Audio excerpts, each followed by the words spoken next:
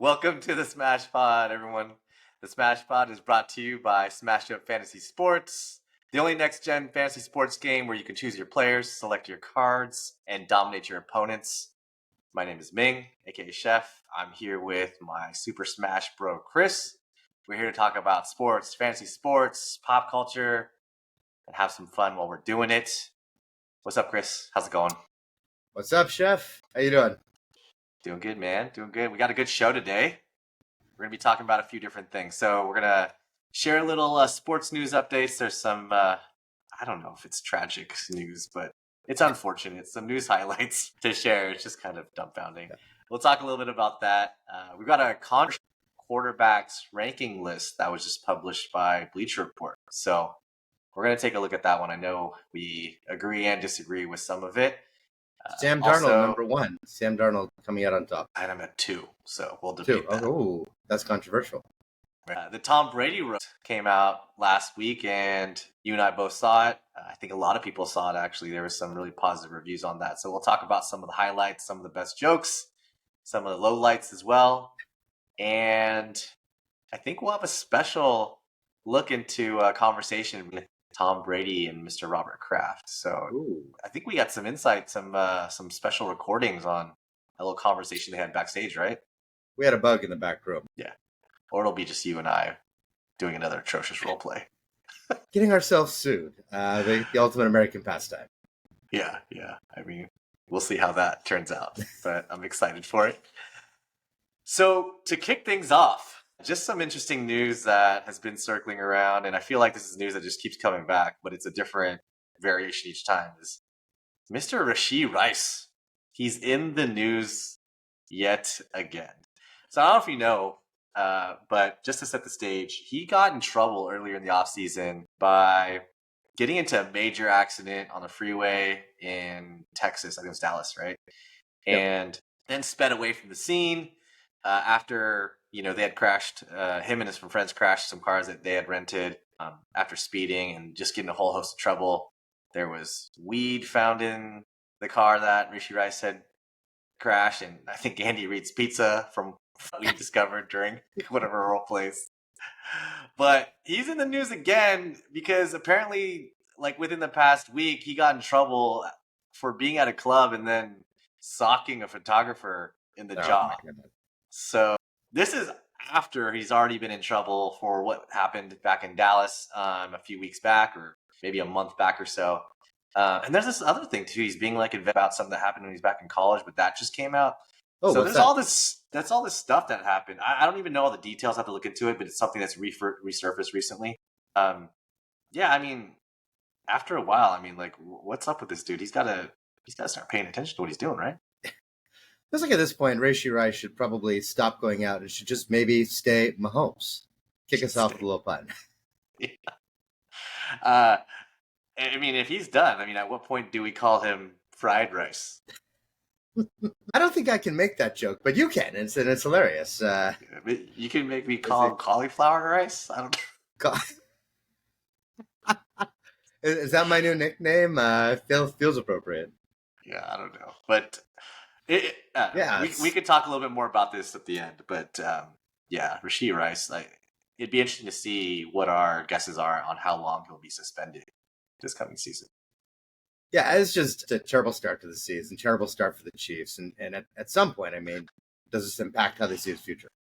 Super disappointing because, I was excited about him coming into his second season on the Chiefs this year from a fantasy perspective. Like, he was ascending, right? Like, in that offense. I mean, I know they drafted a wide receiver, but he was someone that was going to go pretty high on draft boards relatively this coming season. So, super disappointing, man. Yeah, he came on strong end of last year, but at this point, how high can you take him? I mean, he could be out 8 games. I mean, you can hold him on your bench, but if unless you have a huge bench, you're going to be in trouble during bye weeks. Yeah, I really don't see him being drafted by a lot of teams. But yeah, okay, let's talk about our first topic here, which is a recent top quarterbacks ranking list that was published by Bleacher Report, and in my eyes, it was pretty controversial. So I'd love if we could just sit back and just tear this list up. I actually like some of where these quarterbacks landed from a rankings perspective, but let me just name the list really quick, and then let's just have at it. Okay, so here's a list from 1 through 12. So it doesn't list every single quarterback, but these are the top 12 quarterbacks in the NFL according to Bleacher Report. So number 1 at the top, Patrick Mahomes. Number 2, Lamar Jackson. Number 3, Josh Allen. Number 4, this is where it gets a little off the rails, Dak Prescott. Number 5, Jalen Hurts. Number 6, Brock Purdy. Oh, Number 7, CJ Stroud. Number 8, Jared Goff. Big money man. Just signed a $215 million contract today. about to come back to camp weighing an extra 40 pounds. Number 9, Joe Burrow. A little low. Number 10, Tua.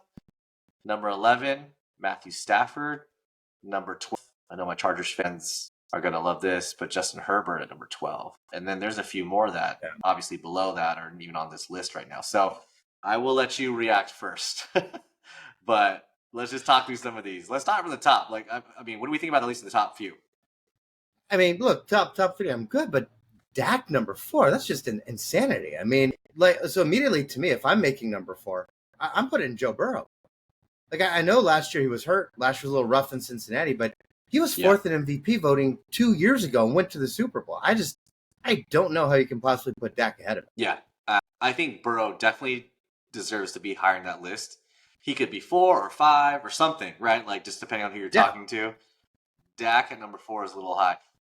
But I feel like Dak being too high is like the easy observation. Okay. In my eyes, Dak is like 8 or 9, maybe. Like, he statistically, 10, okay, I think we just talked about this today. Like, he picks up stats, right? He can put up some stats. Like, that offense is built pretty well, and he can ice up some defenses. I mean, I also know he chokes all the time when it comes to the playoffs. He puts up some really bad performances at key times, i.e. the playoffs. So I think he's lower. Okay, we both agree on that. Jalen Hurts, too high, too low? Brock, is he too high? I mean, I think Brock's legit. I think he's probably rated just about correctly. Hurts, it feels maybe a little too low, but I don't know. It's hard. Obviously, went to the Super Bowl. What do you have first? Would you take Hurts or Burrow? What do you take higher? It's tough. I think all things being equal, I would take a healthy Burrow over Hurts. I think I just trust Burrow a little bit more in terms of his arm talent and his ability to make plays.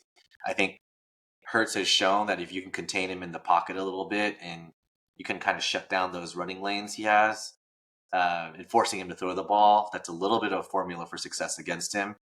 And he's had an amazing hurts offense. His effectiveness. Yep, exactly. It does hurt it. Yes, it hurts it. And I personally, though, think CJ Stroud goes above Brock Purdy. Like, I know Stroud has only played 1 year, but I've seen the throws and I've seen the plays that Stroud has made. And I love Brock. I think he's really, really good. And I just don't see him making some of the same plays that Stroud has already made as a rookie. Well, let me ask you this, because I'm curious if you can get a shot at redemption with all 4 fans in LA. You've been pretty hard on Herbert the last couple of weeks about fantasy, but number 12 for actual NFL like best quarterbacks. What do you think about that? I like Herbert in real life. I think we've talked about this in fantasy. Like, I don't like him, and I think there's some very specific reasons why. Just like in fantasy, there's some players who are better in real life or worse in real life than they are in fantasy. Herbert fits that script a little bit. I think in real life, I would take Herbert. Right now, he's number 12. I would take him over Tua. I would take him over Goff. Would I take him over Dak? Ooh, that's very interesting. Let me ask you, would you take Herbert over Dak in real life? Yeah, I think so. I think Herbert's a bit more clutch. He has never had the line that Dak Prescott's had. He's had some good receiving cores, like Dak has. I think it's a good debate. Maybe I'm starting to underrate Dak at this point, but push came to shove, I would take Herbert. I just think he gives you a better shot. And I think we'll see that this year with Harbaugh. Okay. And do you think that Herbert is better than Goff? Herbert's better than Goff, right? Oh, absolutely. I can feel it. Like, is Goff even on this list? He's on it, but he's like at the bottom. Goff, to me, he's a good quarterback, right? But he's in a good offense. He's just, I don't want to call him replacement level, but he's kind of replacement? Like, is he really better than like Kirk Cousins? Is Cousins on this list? Like at 12?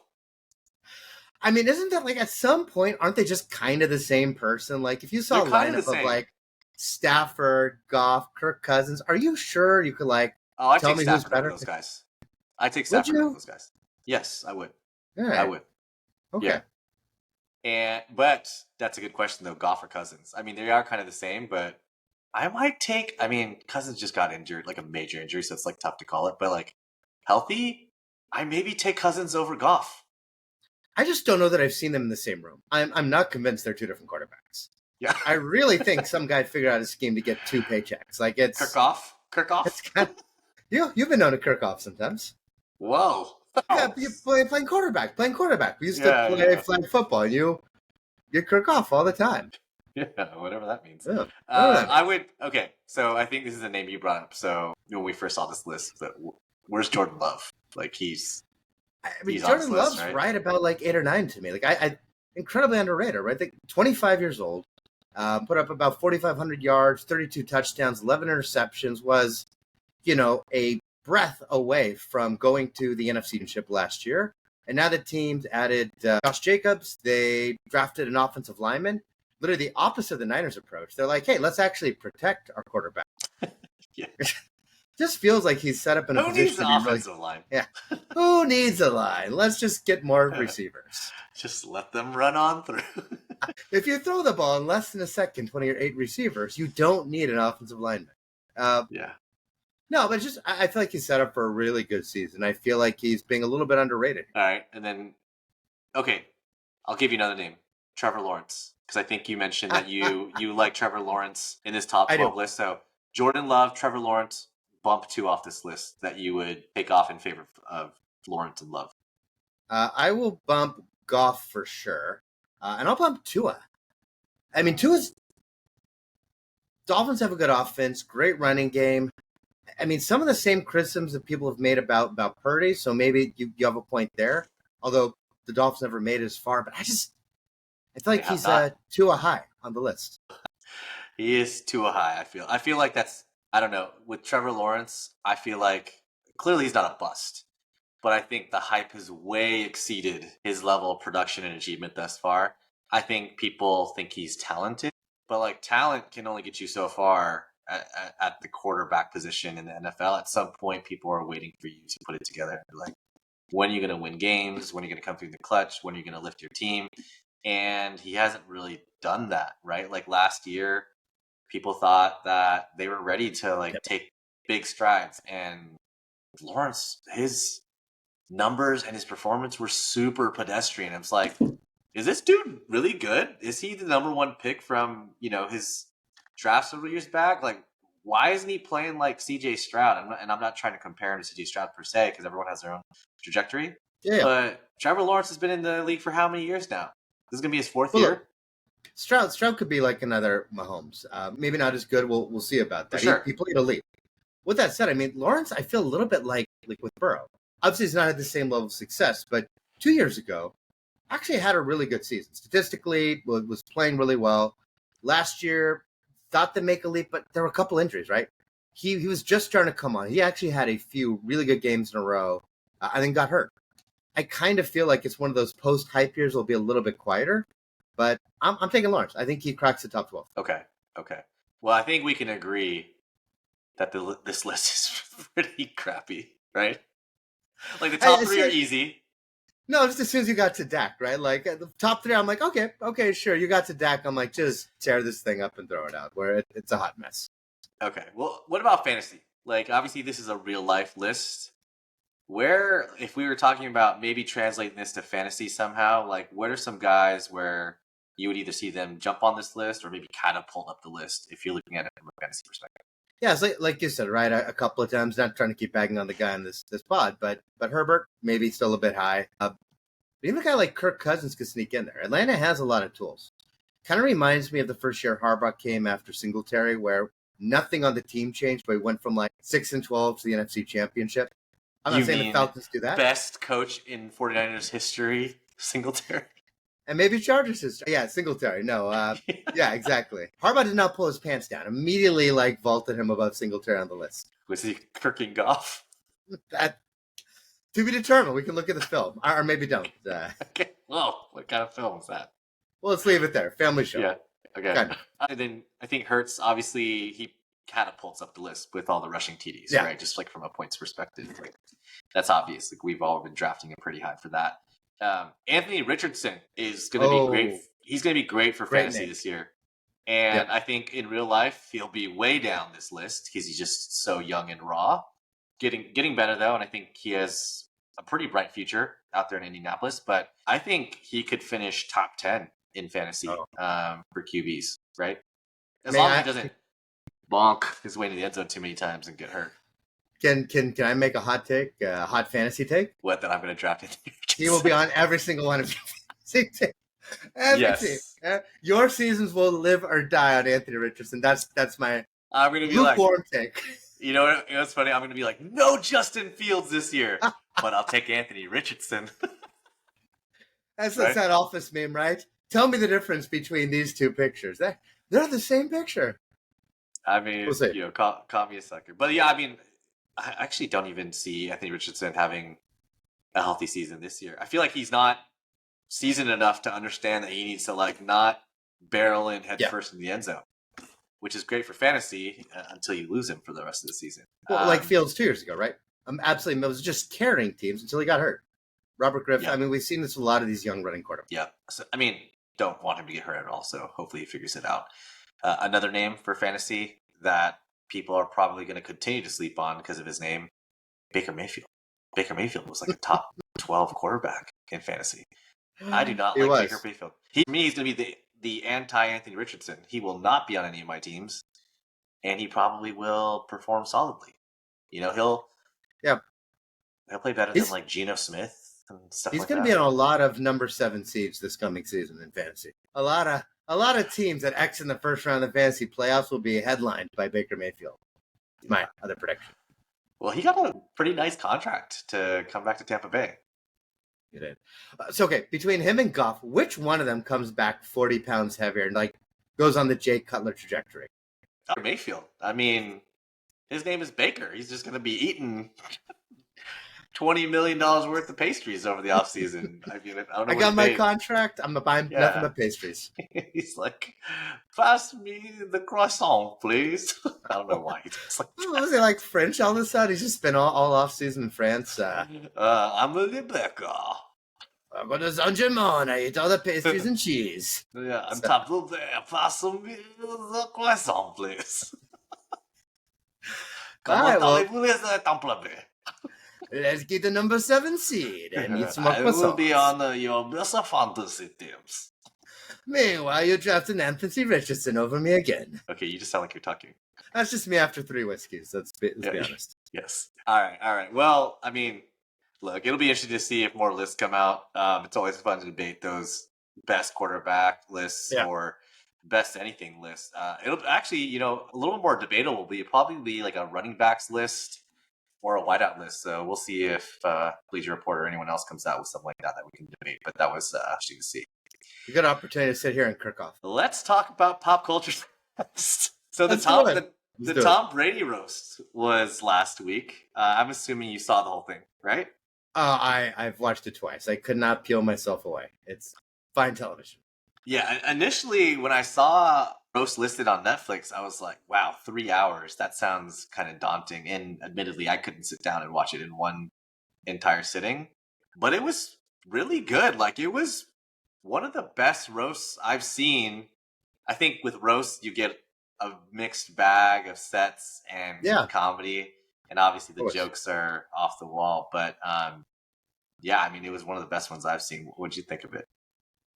Oh, I thought it was amazing. I mean, it was I think a lot more polished, a lot more money than the Comedy Central roast. You didn't have people showing up as obviously drunk, which I think is a little bit unfortunate. But the sets were hilarious. Can I ask, who was your favorite? Who do you think was the funniest? There's so many good ones. Nikki Glazer was really good. Yeah. I thought she was amazing. I thought that Drew Bledsoe, for being a quarterback, he was all right. You know what I mean? He was not bad. He had some self-deprecating jokes about himself. I thought he closed his set pretty well. Yep. About the wine, his little wine joke about Tom Brady calling for a flag. Kevin Hart, I mean, I don't know what you think about Kevin Hart. I'm curious to get your opinion. But Kevin Hart, like, I think he just makes the same types of jokes over and over again. And, like, some of it was kind of funny. And some of it was, like, you know, when he kept saying, like, F you, Tom, over and over again. I was like, okay, this is... Hey, Ming. Fuck you, Ming fam. Fuck you. I'm going to say it 30 more times this episode. And exactly. It was not even funny the first time. And it's just, you know. But he did an okay job, like, hosting it. But, he's charismatic. He's the MC. He just kept it moving, right? Like, he was fun. I liked his energy. Gronk was crazy. What do you think of Gronk? He wasn't even funny. He was just clearly reading off the teleprompter, but I laughed every single time. Like, his energy. He's just funny to, like, watch, right? It's like, he's like a show. I was watching some of it with my wife, Marilyn. You know Marilyn, obviously. And she doesn't really know who Gronk is in terms of his personality and, like, why people kind of back on him so much. She was like, why is everyone making fun of him so much? Like, so mean. Like, why are they saying that about him? I'm like, one, it's a roast. They're going to, like, everyone. But two, I'm like, just give it a minute. Just watch it. And it's so funny. Like, within a few minutes, she's like, okay, now I understand. Like, why is he acting like that? To be fair, like, I've talked to you, man. This is the same way you talked about me. She's like, why is everyone so mean to Hawk? You're like, that's so funny. She has said that in the beginning, and now she understands. It didn't even take her a whole roast. It took her 5 minutes. She's like, I kind of want to punch this guy. Yeah. Okay. I get it. What did you think about Ron Burgundy? Honestly, honest opinion. It started kind of soft. I thought I warmed up into it. Like, I'm like, okay, it's kind of interesting. I thought the beginning was weak, and then as he kept going on, I thought when he started to become mean Ron Burgundy, I thought that was funnier. You brought him up. Do you have a different take? Yeah. Okay. I love Ron Burgundy. I love Anchorman. Like, I love Anchorman. One of my favorite comedies. And so when he walked out, I was, like, so hyped. I was like, oh, Burgundy's walking out. And then it, like, kind of just died from there. Like, there was a quick spike or two, like, based on some of the jokes. But I don't know if he's just not quite Anchorman-ish anymore. You know, because Will Ferrell's kind of during his career at this point. Kind of like an athlete. You know, just maybe has already peaked from a comedy perspective. And so, I don't know, it's kind of, I felt like I liked it because of the nostalgia of Ron Burgundy versus like, oh, that was hilarious, like what he was doing, you know? You shut your mouth. I will take Mrs. Pham out to a nice shrimp dinner and never call her again. You don't, dude. You shut your mouth. I'm going to punch your dog. You go back to England. Do you want bears? There's bears in the studio, Ming. That's all because of you. We clearly like the old Will Ferrell and Ron Burgundy, but yeah, I don't know. I wasn't feeling it too much there, but no, it was okay. But I get you. What did you think of Brady as a roaster? I thought Brady was all right. I don't know. Like, Brady is, to me, he's the GOAT, but is he a likable media public figure celebrity? I thought, like, I don't know if he was trying too hard. He just sounded, to me, his delivery and his demeanor seemed like it was overly polished. Like, he wasn't just trying to be funny. He was, like, trying to, like, go for them. Like, he had, like, like this fake swag. You know what I mean? Like, it's not... Yeah, it's like Peyton Manning comes off as so likable when he makes his jokes, and, like, Brady was funnier than I expected, but he came off super cocky and just not... Like I guarantee all of the worst people you know will be modeling their entire personality off of, like, Tom Brady's roast. We all know that, like, guy that wears, like, a shirt one size too small. It's going to be those guys just being like, I am the best. I am Tom Brady. You're all a bunch of douchebags. Yeah, the jokes were okay. Like, they were decent, but, like, the Tom Brady aspect of that, the delivery, like, I wasn't feeling that much. I just thought of who Tom Brady reminded me of. Literally, just in this moment. Derek Zoolander.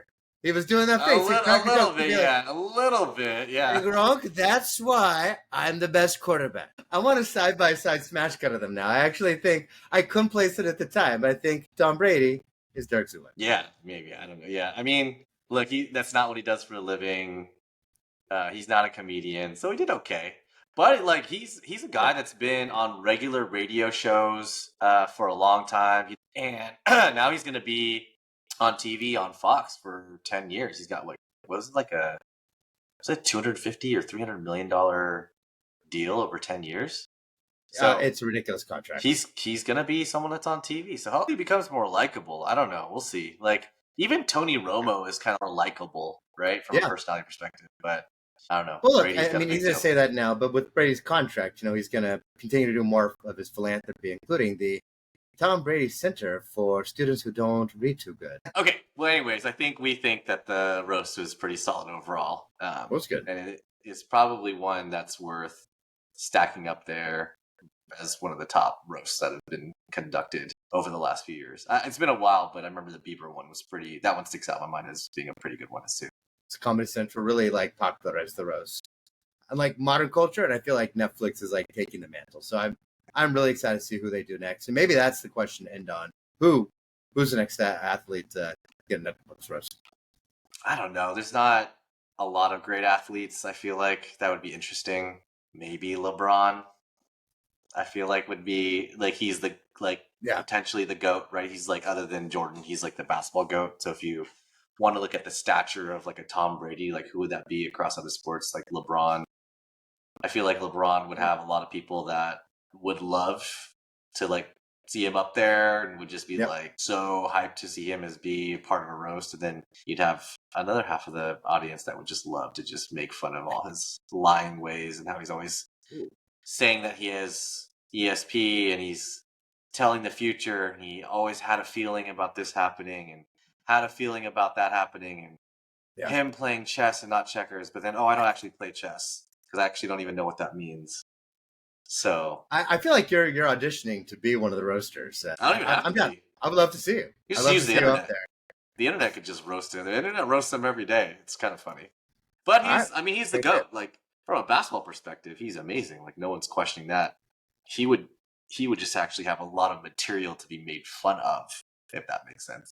But yeah, let's keep this moving. It's time to jump into our role play and actually related to the roast, I guess, because now we're gonna dive into the weird creative mind of the Hawk here. He wanted to discuss what happened backstage between Brady and Kraft. So, Chris, this is yours. Why don't you set the scene? All right. So for those of you who watched the roast, there was a moment where Jeff Ross made a joke about Robert Kraft and what he kind of got in trouble for at a massage parlor with the FBI. What did he get in trouble for? Well, we'll find out during the role play now, won't we?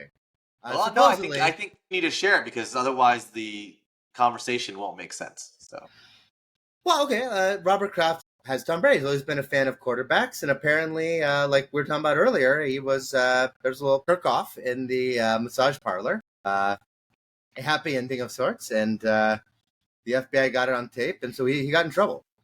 But during the middle of the roast, Brady walked up to Ross and said, I might not get the exact line correct, but something like, "Don't say that again."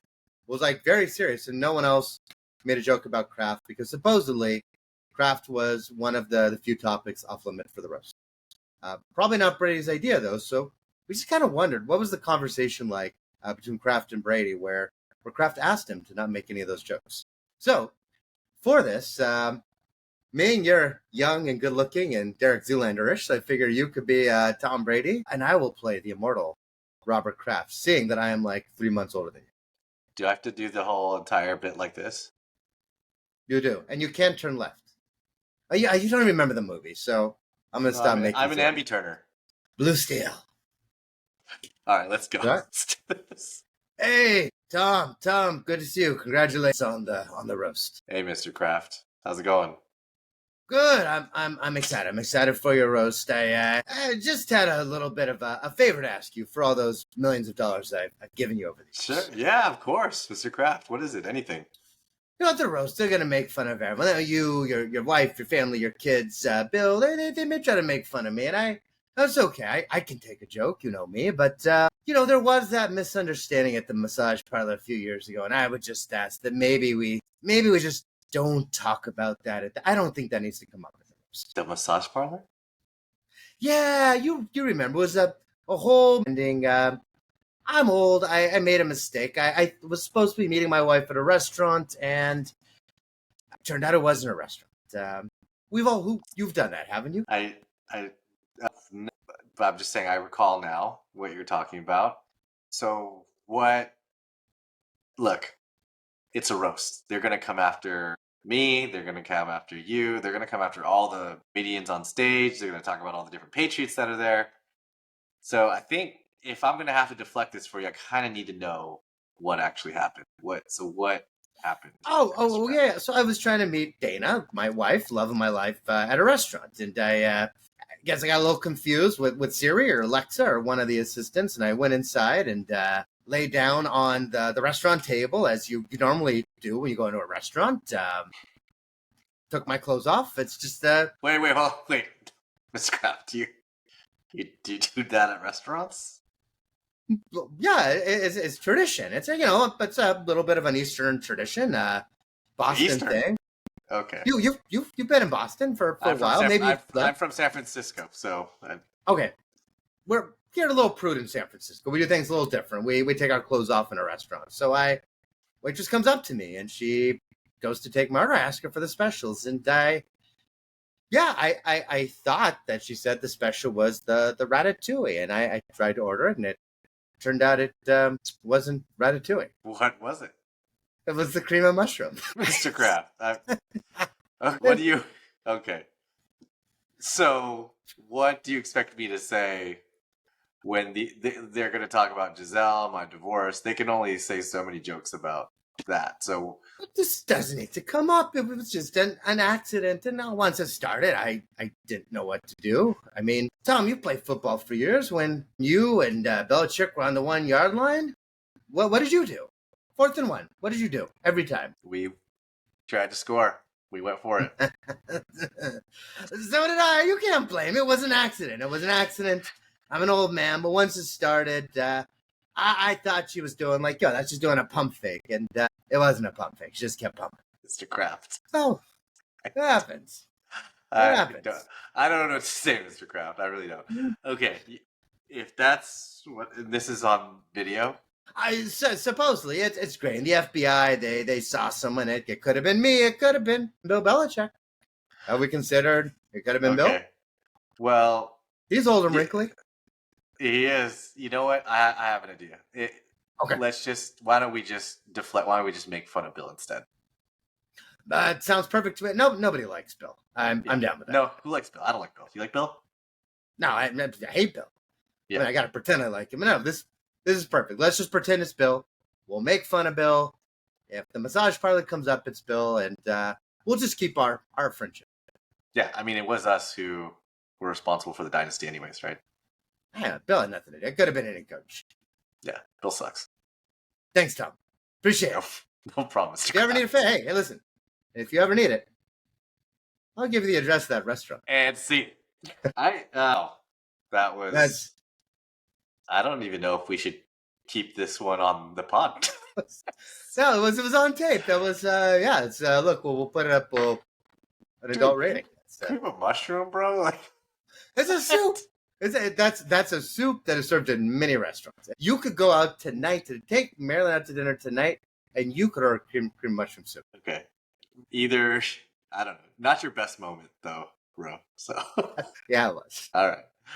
Well, hopefully you guys all enjoyed the latest of role players. Now let's get to the last segment. I don't even know what to say. Let's just keep it moving. I'm Ron Burgundy. Let's keep it moving. All right, this last segment is where we kind of go around the horn. We're going to try to call this something different. Maybe this is going to catch on, but we're going to call it Chef's Table because we're going to think of some topics to dice up really quickly, have a little tasting of topics. And a moves some opinion, if you will, and a couple that are related to basketball. Obviously, the playoffs are still going on. These series are coming a little more interesting now, but let's start off with Jokic. And, did he deserve the MVP award? And there's actually some drama related to that. Yeah. But I'll ask you first. What do you think about Jokic and the MVP? I'm fine with it, but I feel like, I don't know. It's not about turns, right? It's about the best regular season player. I just don't know. I mean, if we're talking strictly regular season, nothing historical. I don't know how you don't give it to someone like Shea. Number one seed, clearly the best player on a team that's full of like college kids, basically, right? I mean, their team is all like 2021, and they got the number one seed over the Nuggets. I think it should be SGA. I mean, yeah. Shaq clearly thinks it should be SGA. Did you hear about the drama between Shaq and Shannon Sharp? No. What happened? Yeah, like Shaq was like, well, don't want to get too into it. Maybe we can talk about it next pod because that could be a whole thing. But Shaq was basically on air telling Jokic that it should have went to SGA. And Jokic was I think it should have been Shy. It definitely should have been Shy. Jokic was like, okay, and kind of laughed. It's like, okay, well, we all have our own opinion. And actually, let's do it. Next pod, let's talk about the Shannon Sharp Shaq beef. But basically, Shannon Sharp, just in quick summary, he mentioned on his podcast that Shaq was just jealous of Jokic having 3 MVPs and Shaq only had 1, and Shaq should have had way more, but was basically lazy. Shannon Sharp called him lazy. So, ooh, I think that's something we can talk about next spot. Yeah. But anyway, I think it should have went to Shai too, or Shea. Yeah, I mean SGA had a phenomenal season. Not to take anything away from Jokic, but it's like should have went to Shea. Yeah, even you can make a case for Anthony Edwards. I mean, just a couple of young guys who probably don't quite have the reputation. Their teams finished higher. Arguably didn't have as much talent. I don't mind it. Jokic was deserving, but I think my vote would have gone somewhere else. Okay. Yeah. Obviously debatable. So keeping it in the NBA, Dallas just lost a close one tonight. Luka, he missed a pretty clutch free throw at the end that could have made it closer and more interesting. I think it would have tied the game, right, with 10 seconds left. It would have. He missed the front end. He missed the front end, so if he made both, it would have been tied. They lost by 4, I think. But now that series is tied up 2-2. So thoughts on Luka? Yeah, I mean, Luka's still their best player. PJ Washington, though, has been the one who's kind of put up the numbers. So probably, I feel great for PJ. He's, kind of buried for a few years. Has never been in the playoffs before. Has looked absolutely fantastic. Yeah, Dunkers did not Luka good at the free throw line. But look, he's still the MVP. He commands so much attention. The Thunder are one of the best defensive teams in the league. And it's 2-2. But I think, to your point, the next 2 games are going to be a real test. Like, Luka wants to be the MVP. He wants to be the heir apparent. He's got to prove it. Yeah, for sure. And, we talked about Rashi Rice at the top, but is he done for the season? I mean, Rashi Rice, he is looking at people are saying maybe an 8-game suspension already for just the crash alone. Then the news comes out about something that happened in the past in college. Again, I don't have all the details, so maybe that's something we can look into. But then he gets in trouble for punching a photographer at a club like less than a week ago. And this is on top of him already having the issues due to the crash. I mean, you think he's out for the season due to suspension alone? Like, you think it's a 10-game, 12-game? What are your thoughts on that? Yeah, I mean, probably something closer to 10 games, but I'm kind of using the rubric, and physically assaulting another human being, that's a 1-game suspension in the NFL. And having a small amount of personal marijuana, that is 9 games, 15 games, 2 years. That's very, very serious in the eyes of the league. Yeah, funny. I don't even know how those equate, right? Like, you assault someone 1 or 2 games. Marijuana, which is legal in a lot of places. Maybe it wasn't legal in Texas. I get that. But it's like, 10-game suspension. It's like, all right. Marijuana is a gateway drug to assaulting somebody. So we need to take it more seriously than the actual assault. Yeah. Head scratcher. Does he get drafted in drafts this year? If he's suspended 8 or more games, I don't think so. He could be really good, but that's just a long time to have dead weight on your bench. I would rather cycle through other players over the course of those 8 weeks. And, you see it all the time, too. A guy comes back after 8 weeks, hasn't played all season, just pulls a hamstring like the very first game. I just don't think I want to wait. Yeah, bummer. I think Rashi Rice's season is going to be lost next year. Like, he may or may not miss the entire season, but to your point, like, just sitting out for so long, coming back, you don't know what's going to happen, but that team could just be moving in a direction without him, at least for next season, right? So now, in a smash-up league, if he comes back and plays well, I'll use my salary cap on him. So it benefits playing on smash-up. He'd go for cheap for a week and then just like blow up because he is talented, right? So absolutely, we'll see. All right, so we love to wrap things up with a hot take of the episode. Another thing we're playing around with is what to call it. Maybe we can call this Hawks Locks. I like Hawks Locks. This could be a Hawk Lock. I do. It's a lock. I mean, it's a lock that, it's like, if we're going to go back to Anchorman, it's like Sex Panthers. 60% of the time, it is right every time. Yeah, this is a lock that you get this wrong. But what's your lock? Why don't you tell us your hot take? So let me give you something to bet the reverse on. I think the Nuggets do beat Minnesota. I really like Minnesota. I know I just said Edwards for the regular season could have been MVP, right? But for the playoffs, I still think Jokic is the MVP. I think the Nuggets have started to look like themselves again. I would not be surprised if Minnesota comes back and takes this next game. But I still think if it gets to Game 7, nerves, we always see.